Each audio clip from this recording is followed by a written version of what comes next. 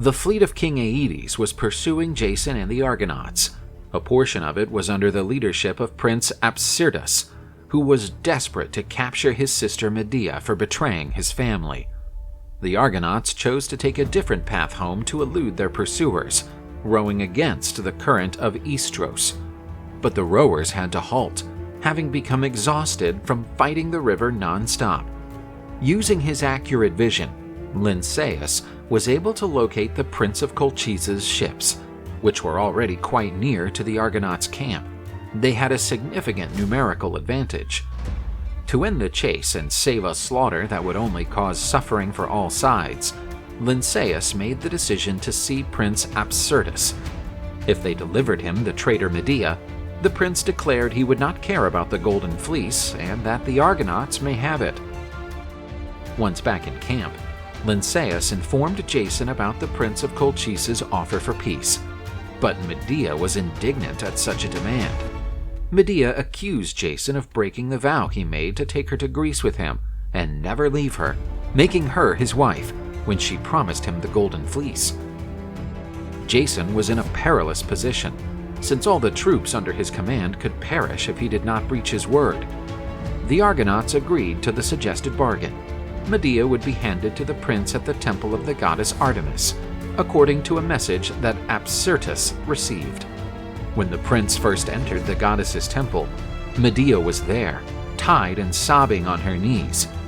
Apsyrtus declared that he wanted to murder her right now, but she would be taken back to Colchise and bleed in front of everyone, so that all would see what happens to those who betray their community. When this happened, Jason's sword struck the prince in the back and pierced his chest. Fearing for their lives, the prince's guards ran back to their camp. Apsyrtus was found dead at the base of the statue of the goddess Artemis, who was offended that such a sophisticated conspiracy had been carried out in her temple. Because she thought her brother would still be helpful soon, Medea urged the Argonauts to take his body. The navy of King Aeetes now chased the Argonauts as they rowed back up the river. The Colchise fleet were more suited for navigating rivers, so they wouldn't take long to reach the Argonauts. From the ship's bow, King Aeetes yelled that Medea would suffer greatly for taking part in the ambush that killed the prince, and that he would exact retribution as soon as he found the body of his beloved son. Medea responded by declaring that if he needed the prince's body, she would provide it. She then threw her half-brother's head underwater. The grotesque scene of Medea tossing her half-brother's body parts into the water horrified the Argonauts. However, the ships of King Aeetes gave up the chase to find the prince's remains. When the monarch saw his adored son in bits, he broke down in tears. Devastated, he decided to send home half of his fleet, while giving the rest of them a new mission: to hunt down the Argonauts.